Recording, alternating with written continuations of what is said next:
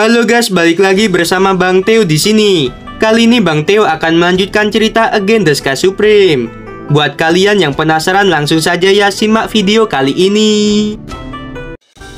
Kesadaran abadi Tanyun mengunci kera iblis dan singa naga emas. Ditemukan bahwa meskipun kedua monster itu adalah monster abadi tingkat pertama periode awal, aura yang mereka keluarkan lebih kuat daripada tingkat keempat. Aura kedua monster itu masih meningkat. Segera, mata Tanyun menunjukkan pencerahan. Tanyun tahu bahwa ketika warisan kedua monster itu sepenuhnya dibuka, mereka akan dapat dengan mudah merobek monster abadi tingkat 8. Dengan senyum tulus, Tanyun keluar dari pagoda. Dia memutuskan untuk memburu lebih banyak monster abadi di masa depan. Lalu sumber dayanya akan diberikan kepada 8 raja monster serta Moer.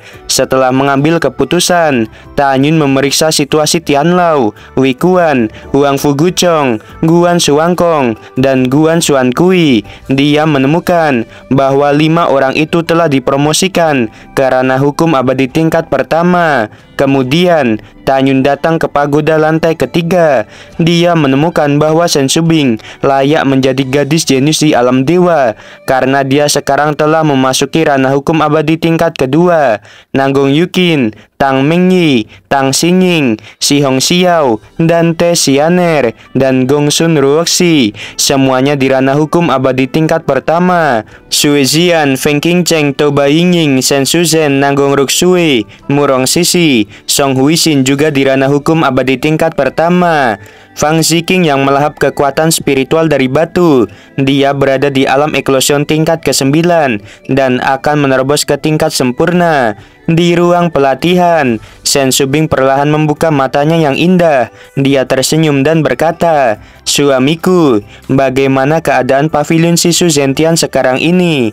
Tanyun berkata, "Batu pemurnian dan ramuan masih sedikit.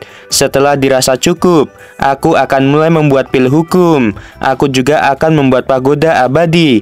Kemudian, kita akan berlatih keras. Sayang sekali bahwa batu pemurnian di kota Xuanyuan hanya dapat membuat senjata dan pagoda suci abadi."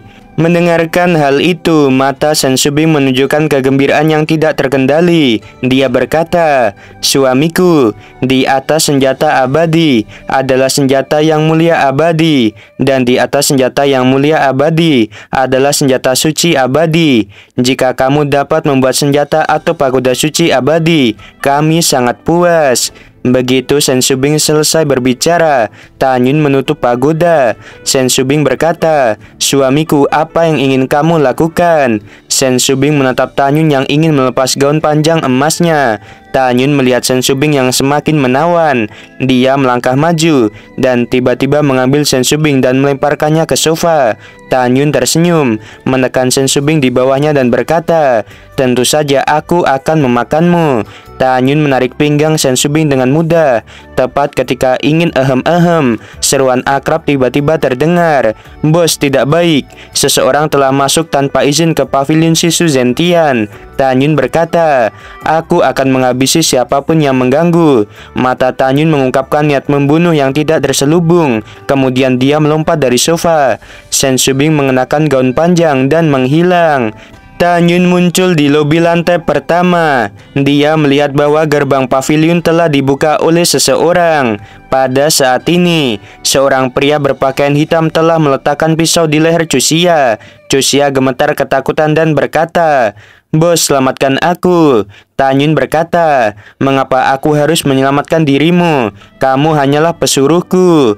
Kata-kata acuh tak acuh dari Tanyun membuat Chuxia tertegun sejenak. Kemudian dia mengerti bahwa Tanyun berusaha melindungi dirinya. Pria berbaju hitam itu menyeringai dan berkata, "Tanyun, apakah dengan berkata seperti itu, aku akan mengampuni Chuxia? Kamu berani mempermalukan ayahku. Kalian semua harus mati hari ini. Aku akan menghabisi Chuxia di depanmu sekarang juga." Pria berbaju hitam itu adalah Miao Wei, putra dari Miao Jingcheng.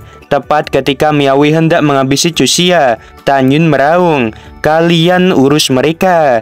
11 pedang Hongmeng melesat keluar dari alis Tanyun. Jime menebas ke arah tangan kanan Miao Wei yang memegang pedang, sementara Li Zhen dengan sangat cepat menusuk dada Miawi. Miawi terkejut dan membatalkan niat menghabisi Chuxia. Pada saat ini, Genie dan pedang Dewa Hongmeng lainnya juga ikut melesat ke arah Miawi. Kekuatan abadi guntur melonjak keluar dari tubuh Miawi. Dia dengan panik mengalirkan kekuatan guntur ke dalam pedang miliknya. Dia naik ke udara dan menebas 11 pedang Dewa Hongmeng. Meskipun roh pedang Dewa Hongmeng telah bangun, tetapi menghadapi Miawi yang di ranah hukum abadi tingkat ke-12, mereka belum bisa. Jika 11 pedang itu digunakan untuk membentuk formasi pedang Dewa Hongmeng, maka kekuatan formasi pedang akan meroket. Ketika Miawi menebas 11 pedang, sebuah suara terdengar. "Suamiku, apa yang terjadi? Siapa orang ini?" Miawi melihat seorang wanita cantik dengan gaun emas yang keluar dari lobi dan bertanya pada Tan Yun. Miawi memandang Shen Subing. Dia menelan ludahnya dan berkata dengan senyum jahat, "Tan Yun, kamu tidak hanya memeras ayahku, tetapi juga mengambil 5.000 kuali pil. Sekarang aku berubah pikiran. Aku akan melenyapkanmu terlebih dahulu, mengambil kembali batu abadi dan kuali pil. Kemudian aku akan menghancurkan istri tercintamu sampai mati."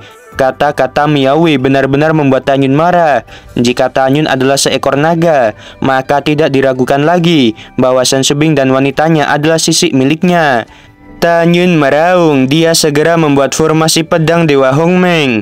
11 pedang yang awalnya ditebas oleh Miawi langsung tersebar membentuk lingkaran dengan diameter 800 kaki. Dalam getaran, tirai cahaya bengkak meletus dari 11 pedang Dewa Hongmeng, menutupi Tan Yun, Shen Subing, Chuxia, dan Miawi. Ruang di dalam formasi pedang meluas 100 kali, alhasil menjadi 80.000 kaki. Sekarang, dengan kebangkitan pedang Dewa Hongmeng, perluasan formasi pedang telah meningkat dari 11 kali menjadi 100 kali. Miawi tertawa acuh tak acuh dan berkata, "Tan Yun, oh Tan Yun, kamu pikir kamu siapa? Di mataku, kamu hanyalah sampah di ranah hukum abadi tingkat kedua. Biarkan aku memberitahumu, celah dalam kekuatan tidak dapat ditutupi olehmu hanya dengan formasi pedang saja." Tan Yun yang sedang marah terlalu malas untuk berbicara omong kosong dengan Miawi. Dia berteriak dengan tajam. Mengikuti raungan keras Tan Yun, tiba-tiba kekuatan emas, kayu, air, api, dan tanah keluar. Kekuatan 5 atribut dengan cepat bergabung dan berubah menjadi tinju 5 atribut yang penuh warna dan mempesona. Aura kekuatan dari tinju 5 atribut membanjiri langit dan mengunci Miawi. Miawi berkata, "Sungguh aura yang kuat. Tan Yun, latihan apa yang telah kamu latih?" Miawi mengeluarkan raungan keras saat dia memegang pedang di tangan kanannya. 9 guntur ungu yang mempesona seperti naga naik ke langit dan menghantam tinju 5 atribut. Dengan 9 suara keras yang memekakan telinga, tinju 5 atribut sepanjang 1000 kaki meledakkan 9 guntur ungu seperti naga. Segera, potongan guntur ungu seperti ular piton menghilang. Tinju 5 atribut masih mengunci Miawi dan meledak dengan agresif. Ekspresi Miawi serius saat dia bergumam. Tiba-tiba di atas kepalanya banyak guntur ungu bermunculan. Miawi berkata, "Aku di ranah hukum abadi tingkat ke-12. Aku tidak percaya bahwa aku tidak bisa menghabisimu." Tiba-tiba Miawi mengayunkan 11 cahaya pedang ke langit satu demi satu.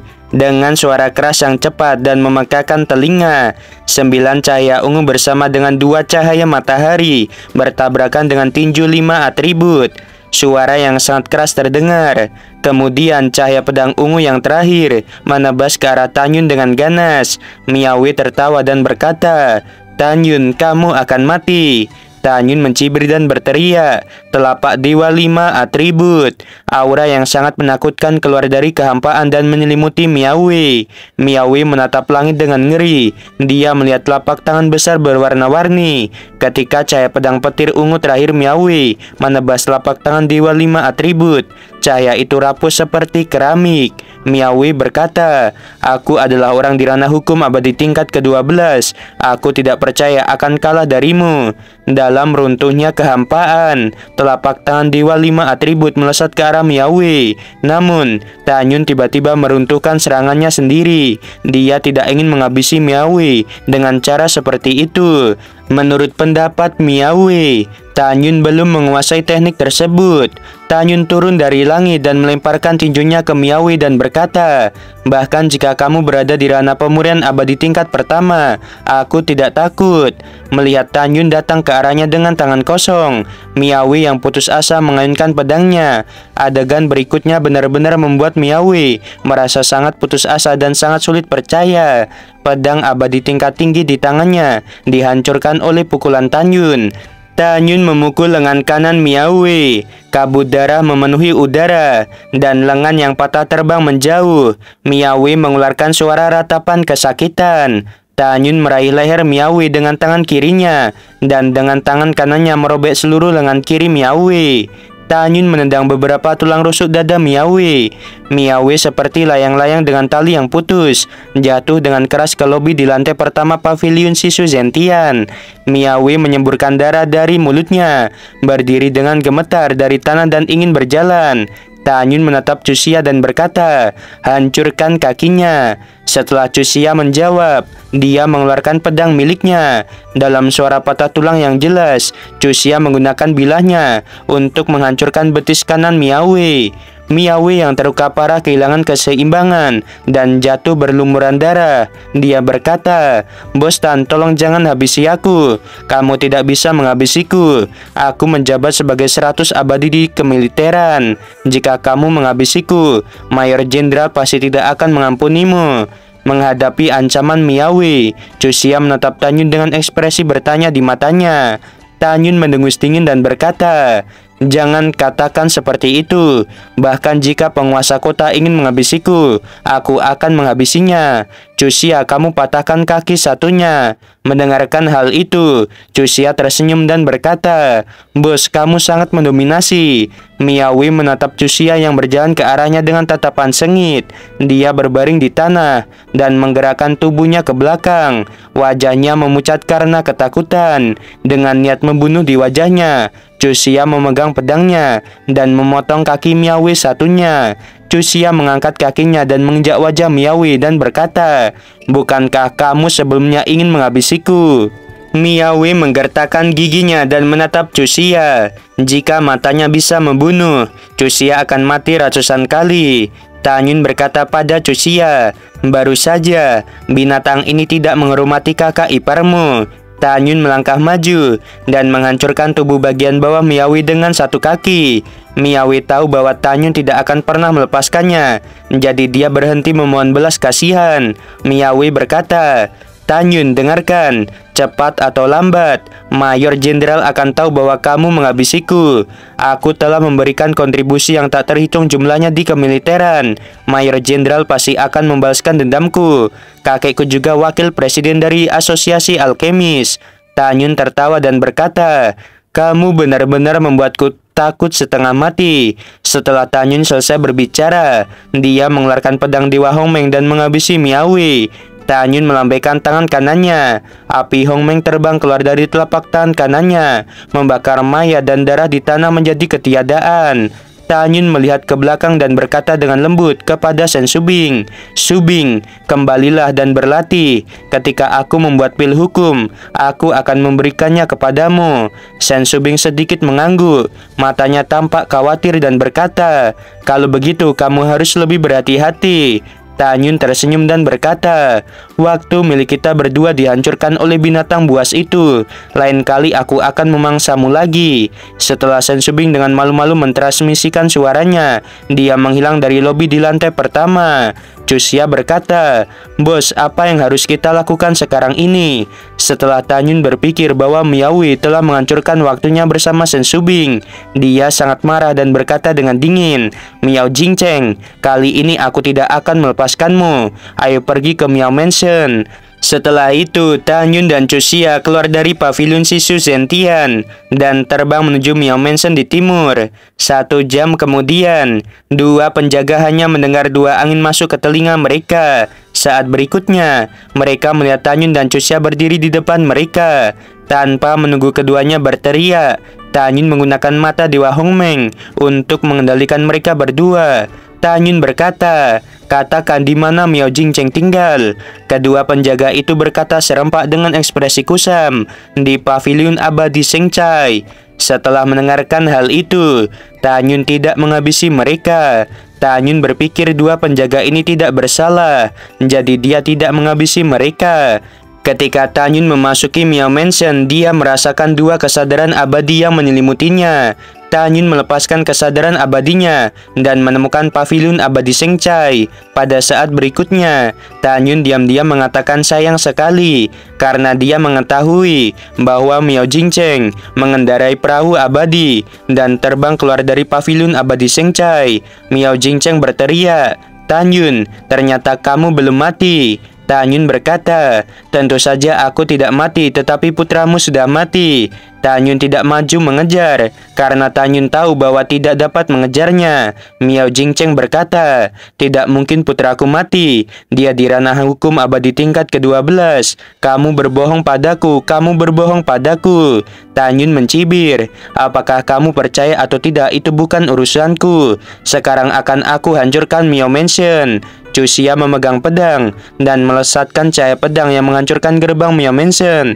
Pada saat ini, ratusan orang dari Miao Mansion yang mendengar keributan bergegas keluar dari paviliun dengan ngeri. Tan Yun berkata, "Mulai sekarang, tidak akan ada Miao Mansion di kota abadi Xuanyuan. Aku tidak ingin menghabisi kalian, jadi pergilah." Ratusan orang mendengar kata-kata itu. Mereka naik ke langit dengan panik. Miao Jingcheng meraung dengan suara serak, "Tan Yun, aku tidak akan melepaskanmu." Pada saat ini, Yuan Zheng, kepala pelayan dari Miao Mansion, dia terbang ke langit dan naik ke perahu abadi. Setelah itu, Miao Jingcheng melarikan diri dengan perahu abadi. Chu Xia bertanya dengan cemas, "Bos, apa yang harus kita lakukan?" Tan Yun berkata, "Mari kita ratakan Miao Mansion dulu." Tan Yun meminta Chu Xia untuk menghancurkan semua bangunan yang ada di Miao Mansion satu demi satu. Setelah meratakan Miao Mansion, mereka langsung pergi. Chu Xia tampak khawatir dan berkata, "Bos, aku khawatir Miao Jingcheng akan memberitahu atasan Miawi bahwa kamu menghabisinya." Miawi juga cucu dari wakil presiden asosiasi alkemis. Jika wakil presiden mengetahui bahwa Miawi sudah mati, aku khawatir dia tidak akan melepaskan kita.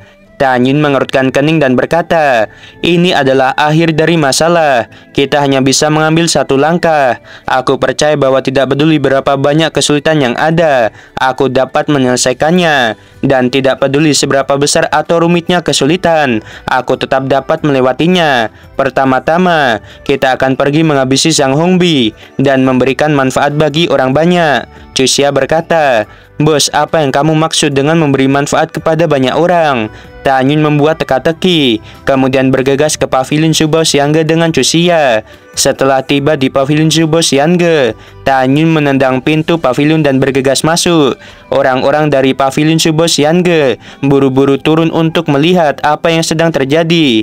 Ketika mereka melihat Tan Yun dan Chu Xia, mereka sangat ketakutan. Tan Yun memandang selusin orang dan berkata dengan sungguh-sungguh, "Selama kalian menjanjikanku sebuah syarat, aku tidak akan menghabisi kalian." Semua orang mengangguk dengan tergesa-gesa dan berkata, "Bos Tan, katakan." Tan Yun bertanya, "Apakah kalian tahu mengapa aku dan tuanmu memiliki masalah belakangan ini?"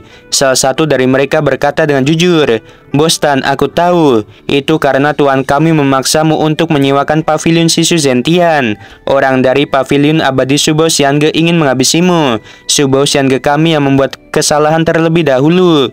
Setelah mendengarkan, Tan Yun mengangguk dan berkata, "Sekarang, izinkan aku memberitahumu satu hal lagi. Malam ini, putra Miao Jingcheng ingin menghabisiku, tetapi dia dihabisi oleh pengawalku." Semua orang menjadi terkejut. Tan Yun berkata dengan dingin, "Sejak aku memasuki kota abadi Xuanyuan, aku telah melakukan bisnis dengan sepenuh hati. Tetapi Miao Jingcheng telah berulang kali mengirim orang untuk menghabisiku. Saat ini, aku akan membiarkan kalian pergi. Tetapi aku ingin kalian menyebarkan seluk-beluk masalah ini kepada semua orang. Dalam 3 hari, aku ingin seluruh kota bagian luar tahu bahwa Miao Jingcheng bersalah." 3 hari kemudian, jika kota luar masih tidak tahu tentang Miao Jingcheng, aku akan menghabisi kalian satu demi satu. Jangan meragukan kata-kataku jika tidak ingin sengsara. Hanya ada satu tujuan, mengapa Tan Yun melakukan ini. Biarkan seluruh kota bagian luar tahu bahwa menyinggung dirinya akan berakhir. Mendengarkan hal itu, semua orang buru-buru mengangguk setuju. Tan Yun berkata, "Di mana Sang Hongbi?" Seorang pria berkata, "Bos Tan, manajer Sang dijemput oleh Miao Jingcheng yang mengemudikan perahu abadi belum lama ini." Ketika manajer Sang pergi, dia juga membawa semua pil hukum dari Subo Xiange bersamanya. Tan Yun diam-diam berkata, "Sang Hongbi, selama kamu tinggal di kota abadi Xuanyuan, aku akan menghabisimu dan Miao Jingcheng cepat atau lambat." Setelah itu, Tan Yun memandang para pegawai dan berkata, "Dengarkan perintahku, jual semua barang di pavilion Subo Xiange dengan diskon 10% untuk besok." Bukankah Miao Jingcheng mencintai uangnya seperti nyawanya sendiri? Aku akan mengosongkan harta miliknya. Kirim batu abadi yang diperoleh dari penjualan barang kepadaku di pavilion Sisu Zentian. Apakah kalian mengerti? Setelah mendengarkan, mereka berkata, "Kami mengerti." Setelah itu, Tan Yun dan Cusia memanfaatkan cahaya bulan untuk pergi ke dua toko cabang lainnya dari Subo Xiange. Mereka berdua memberitahu manajer di kedua toko cabang dengan cara yang sama. Setelah mengatur semuanya, ketika Tan Yun dan Cusia kembali ke pavilion Sisu Zentian, langit sudah cerah. Cusia segera memanggil kedua gadis asistennya dan memperkenalkan mereka kepada Tan Yun. Dua saudara perempuan itu bernama Xiao Yu dan yang satunya lagi Asiang. Setelah keduanya dengan hormat memanggil Tan Yun sebagai bos, Tan Yun menyuruh kedua gadis untuk bekerja keras dan dia tidak akan pernah memperlakukan mereka dengan buruk. Tan Yun menatap Cusia lagi dan berkata, "Besok, kamu akan merekrut beberapa orang di ranah hukum abadi tingkat ke-6 hingga ke-8. Beri mereka gaji 3 kali lipat dari toko lainnya setiap bulannya." Cusia berkata, "Baik bos." Tan Yun berkata, "Baiklah, aku akan berlatih sekarang. Kamu bisa memanggilku jika kamu punya sesuatu." Setelah meninggalkan kalimat, Tan Yun memasuki lantai pertama dari pagoda abadi. Tan Yun tahu bahwa musuh yang akan dia hadapi di masa depan akan sangat kuat. Dia harus berlatih melawan waktu. Pada saat yang sama, dia tahu bahwa akan butuh beberapa waktu bagi roh pedang pembantai Dewa Hongmeng untuk bangun. Dia menantikan kebangkitan awal dari roh pedang pembantai Dewa Hongmeng. Pada saat itu, setelah dia menggunakan teknik pedang pembantai Dewa Hongmeng, kekuatannya akan meningkat tajam. Keesokan harinya, hal yang tidak dapat dipercaya terjadi di kota bagian luar karena orang-orang mengetahui bahwa Subo Xiange menjual semua barangnya dengan diskon 10%. Akibatnya, semua orang berebut untuk membeli. Hanya dalam 1 jam, semua barang di 3 pavilion Subo Xiange terjual habis. Yang membingungkan semua orang adalah ketika mereka membeli barang, ada seorang pria dari Subo Xiange yang memberitahu mereka bahwa bos Tan dari Sisu Zentian yang telah menetapkan diskon 10%. Pada awalnya mereka bingung bagaimana mungkin bos Tan dari Sisu Zentian menjual barang-barang dari Subo Xiange. Jadi orang-orang dari pavilion Subo Xiange memberitahu semua orang tentang keluhan antara Tan Yun dan pavilion Subo Xiange. Semua orang yang membeli barang-barang memuji Tan Yun sebagai orang baik. Dan pada saat yang sama, mereka juga mengutuk Miao Jingcheng karena menjadi pelaku kejahatan. Dalam 3 hari berikutnya, miliaran orang di kota bagian luar mengetahui tentang penghancuran Miao Mansion yang dilakukan oleh Tan Yun. Seperti yang kita semua tahu, tempat tinggal keluarga pejabat militer semuanya terletak di kota abadi Xuanyuan bagian luar. Menurut mereka, Tan Yun tidak jauh dari kematian. Ketika pelayan rumah Xiaohu Mansion mengetahui bahwa Miao Mansion dihancurkan dan putra satu-satunya Miao Jingcheng dihabisi, dia berkata, lelaki tua ini tidak sabar menunggu tuan dan tuan muda tertua kembali supaya Tan Yun cepat mati. Tan Yun yang sembrono dan bodoh ini berani menghabisi Miao Wei yang bertugas di kemiliteran. Dia memang harus mati. Di sisi lain, di kantor pusat toko, Sang Sihan membelai janggutnya dan tersenyum. Pria di sebelahnya, Wang Yuan, memandang Sang Xian dengan kagum dan berkata, "Manajer Sang, prediksimu tepat. Kamu mengatakan sebelumnya bahwa Tan Yun bukan orang biasa. Dia menghancurkan Miao Mansion." Setelah mengatakan ini, Wang Yuan mengerutkan kening dan berkata lagi, "Hanya saja Tan Yun membuat masalah besar. Miao Jingcheng tidak akan melepaskannya." Sang Xian tersenyum dan berkata, "Orang tua ini berpikir bahwa Tan Yun bukanlah orang yang sembrono. Orang tua ini percaya bahwa dia akan memiliki cara untuk menyelesaikan masalahnya." Waktu berlalu. Setengah bulan kemudian, di pavilion Sisu Zentian, Chuxia berkata, "Bos, 32 jenis batu pemurnian sudah diantar. Selain itu, 1.600 jenis ramuan yang kamu butuhkan sudah lengkap. Bahkan masing-masing jenis ada 80.000. Tan Yun yang sedang berkultivasi langsung meninggalkan pagoda. Tan Yun bertanya dengan rasa ingin tahu, "Baru beberapa bulan, mengapa sudah menemukan berbagai jenis ramuan?" Chuxia tertawa dan berkata, "Bos, kamu tidak tahu apa-apa. Sejak semua orang mengetahui bahwa kamu menghancurkan Miao Mansion setengah bulan yang lalu, reputasi pavilion Sisu Zentian milik kita telah naik pesat. Jadi orang-orang yang awalnya tidak mau membantu kita, kini bersedia. Setidaknya ratusan ribu orang sekarang mengumpulkan ramuan dan menambang batu pemurnian untuk kita." Mendengarkan hal ini, Tan Yun tersenyum puas dan berkata, "Itu bagus sekali. Beri aku ramuan dan batu pemurnian segera mungkin. Aku akan mulai memperbaiki pil dan artefak." Mendengarkan kata-kata itu, Chuxia memberikan 20 cincin abadi kepada Tan Yun. Kemudian dia memberitahu Tan Yun 80 botol ramuan yang berisi total 1.600 ramuan. Adapun ramuan untuk membuat pil Kaisar Suci dan pil Kaisar sementara akan disimpan. Chuxia tersenyum dan berkata, "Bos, aku memiliki sesuatu untuk dikatakan. Aku tidak tahu apakah aku harus bertanya atau tidak." Tan Yun berkata, "Kamu katakan saja." Chuxia berkata, "Bos, apakah kamu berencana untuk melakukan bisnis sepanjang waktu?" Tan Yun berkata, "Mengapa kamu menanyakan hal ini?" Chuxia berkata, "Bos, dengan kemampuanmu untuk melompati tantangan, mengapa tidak bergabung dengan kemiliteran?" Tan Yun menepuk bahu Chuxia sambil tersenyum dan berkata, "Ingat, kita memiliki hari yang damai. Jadi kita harus memanfaatkan waktu untuk berkultivasi dan meningkatkan ranah kita. Jika suatu hari, ketika kota abadi Xuanyuan dalam bahaya, aku secara alami akan maju dan melindungi tempat ini. Sebelum itu, aku tidak ingin masuk ke dalam militer agar tidak mempengaruhi kultivasiku. Tentu saja, jika suatu hari kita dipaksa oleh seseorang untuk tidak dapat melakukan bisnis, maka aku akan memilih untuk memasuki kamp militer."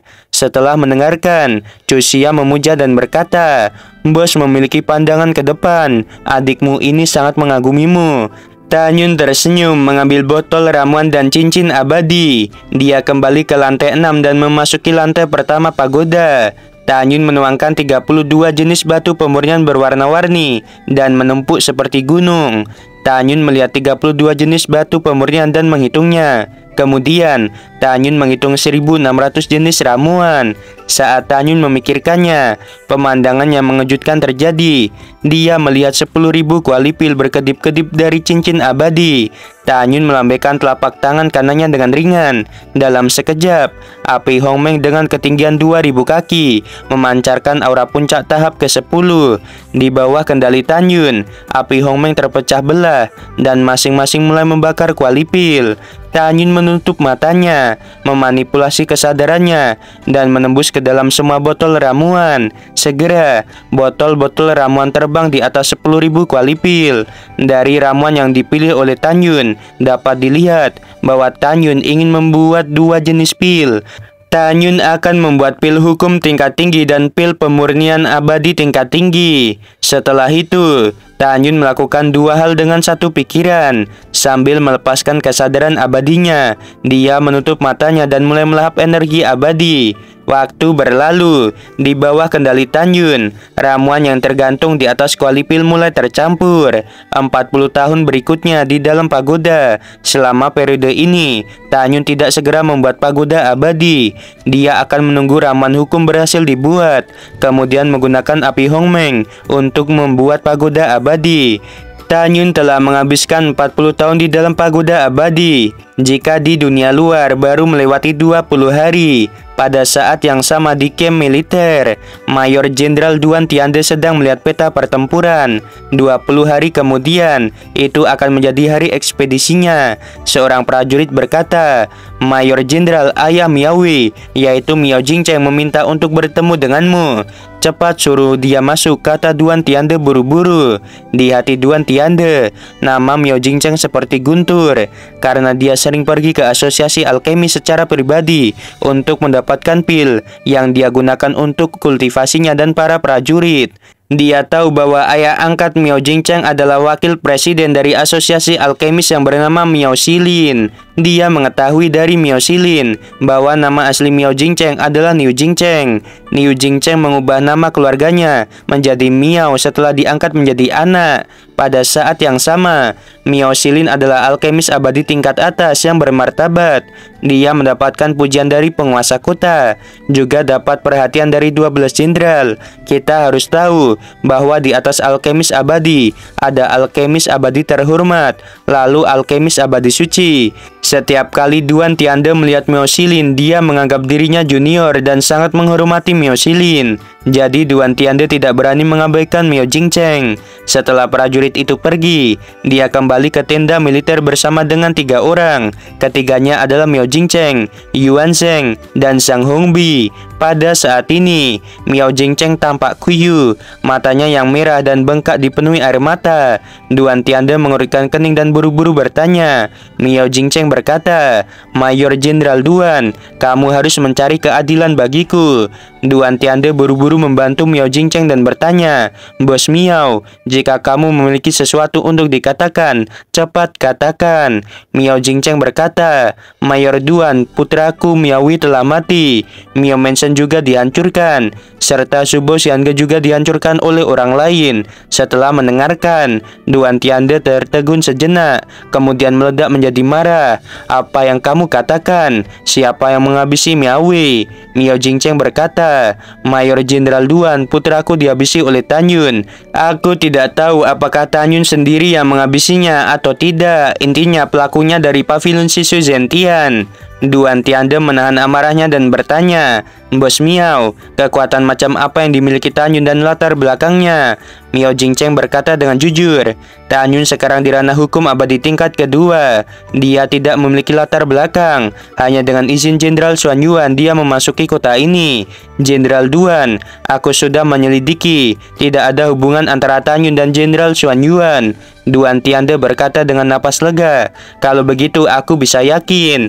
Bos Miao, apakah wakil presiden tahu tentang ini? Miao Jingcheng berkata, belum, aku akan pergi ke asosiasi alkemis nanti untuk memberitahu ayah angkatku. Duan Tiande mengangguk dan berkata, memang benar bahwa wakil presiden harus tahu tentang ini. Bos Miao, jangan khawatir. Tan Yun berani menghabisi bawahanku. Mayor Jenderal ini akan mengirim seseorang untuk membawanya kemari. Pada saat itu, Mayor Jenderal ini akan memberitahumu dan wakil presiden. Miao Jingcheng berkata penuh terima kasih. Terima kasih Mayor Jenderal Duan. Orang tua ini mengucapkan selamat tinggal.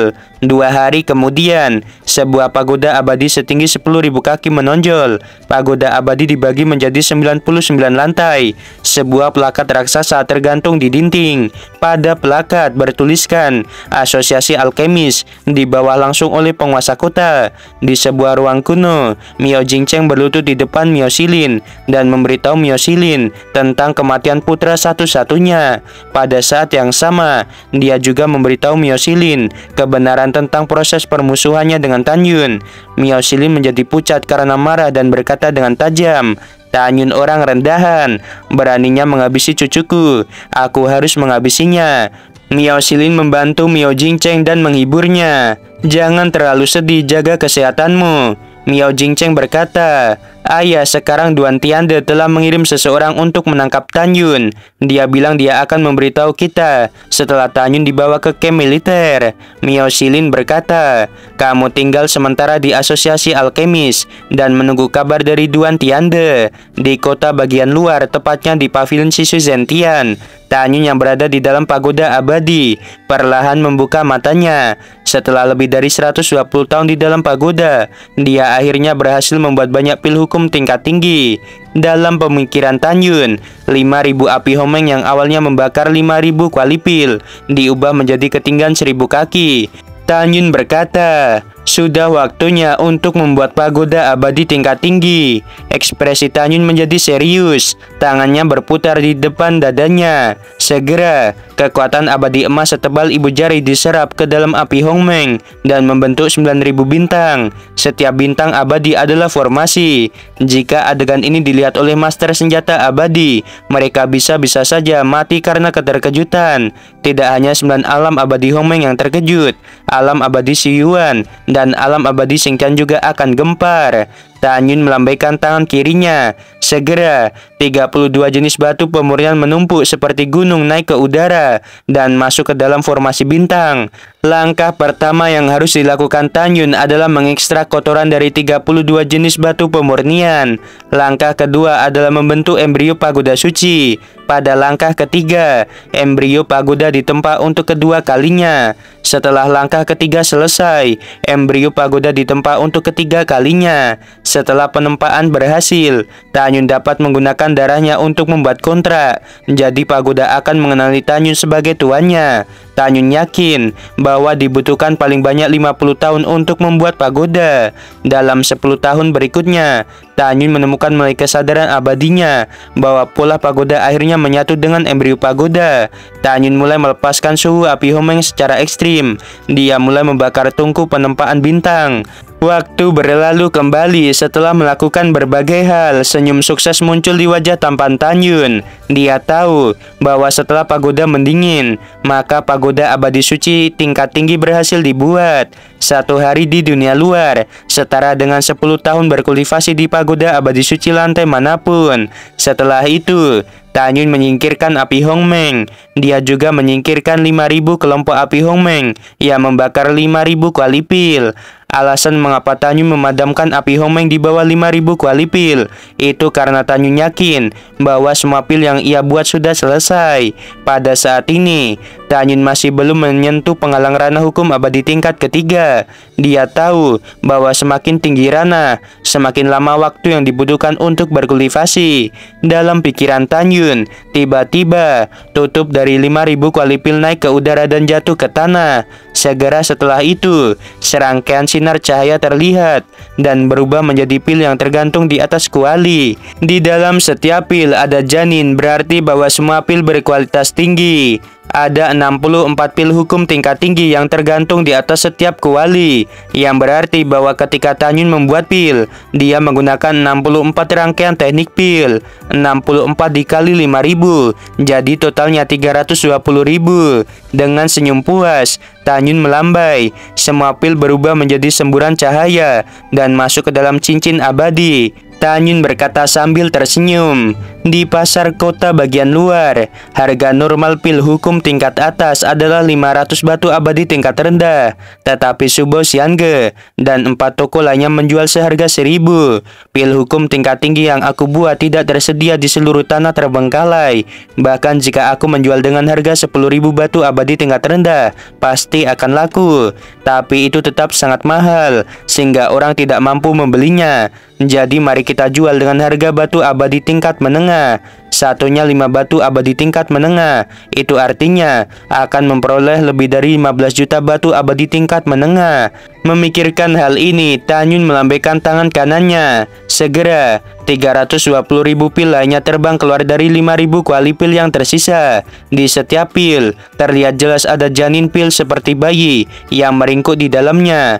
320.000 pil ini adalah pil pemurnian abadi tingkat tinggi. Setelah Tanyun mengumpulkan semua pil pemurnian abadi ke dalam cincin abadi, dia tertawa keras. Pil pemurnian abadi tingkat tinggi ini, bahkan jika aku menjual satu dengan harga 5.000 batu abadi tingkat menengah, pasti akan laku keras. Tiba-tiba sebuah suara terdengar, "Bos, ada hal buruk." Tanyun mengerutkan kening, menyingkirkan 10.000 kuali pil. Tanyun keluar dan muncul di lobi pavilion. Mata Tanyun sedikit menyusut. Dia menemukan bahwa ada orang di ranah hukum abadi tingkat ke-12 yang mengenakan armor besi. Di jalan di luar pavilion Sisu Zentian, ada 30 orang di ranah hukum abadi tingkat ke-11.